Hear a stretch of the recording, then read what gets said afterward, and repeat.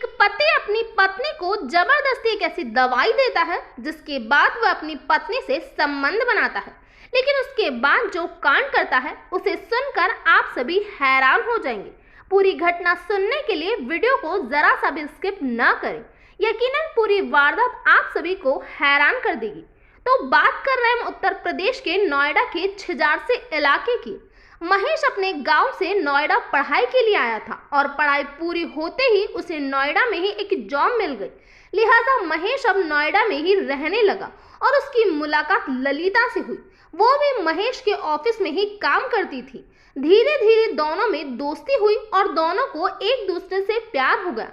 दोनों ने ही अपने परिवार को एक दूसरे के बारे में बताया तो घर वाले भी राजी हो गए। महेश और ललिता ने कुछ दिन बाद ही शादी कर ली। क्योंकि महेश वहीं जॉब करता था तो दोनों नोएडा में ही रहने लगे। दोनों की शादी हुए 2 साल बीत चुके थे।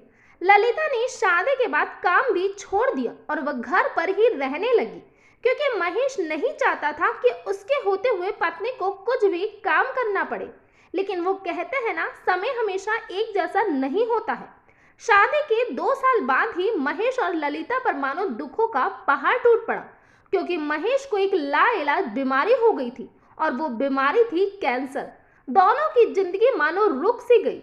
ललिता को जैसे ही अपने पति की बीमारी का पता चला तो वह खूब रोई, लेकिन महेश के समझाने पर वह समझ गई। 4 महीने तक तो महेश कमाता रहा, लेकिन बीमारी के चलते वह बेरोजगार हो गया, क्योंकि महेश के हाथ पैरों ने काम करना बंद कर दिया था।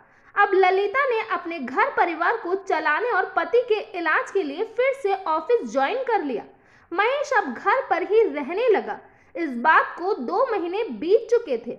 शुरू में तो ललिता का बिहेवियर ठीक था, लेकिन कुछ टाइम बाद ही जैसे जैसे महेश बीमार होता गया, पत्नी ने महेश से दूरी बनाना शुरू कर दिया।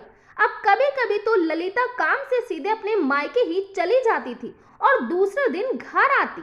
महेश जब भी उसे शारीरिक संबंध बनाने की बोलता, ललिता उसे टाल देती और सो जाती। अब ललिता का चाल चलन महेश को खटकने लगा था। वह रात को किसी से फोन पर बातें करने लगी थी। अब दोनों में आए दिन झगड़े होने लगे। लिहाजा 15 दिन पहले ललिता गुस्सा होकर अपने मायके चली गई।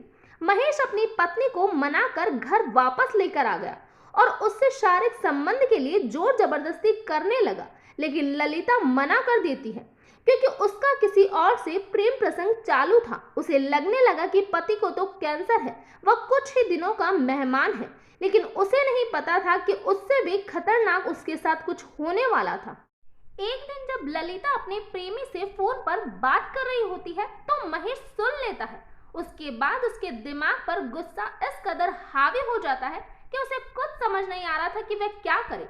दूसरे दिन जब ललिता जॉब पर जाती है तो महेश मेडिकल स्टोर से सेक्स पावर की दवाइयां ले लेता है और अपनी पत्नी को रात को खाने में मिलाकर दे देता है, जिसके बाद महेश अपनी पत्नी से रात भर संबंध बनाता है, लेकिन उसके बाद वह अपनी पत्नी की हत्या कर देता है और वहां से फरार हो जाता है। लेकिन महेश को कुछ ही घंटों में पुलिस गिरफ्तार कर लेती है। तो ये था पूरा मामला। इस घटना के बारे में आपका क्या कहना है, प्लीज कमेंट बॉक्स में बताइए। तो आज के लिए इतना ही। Thank you.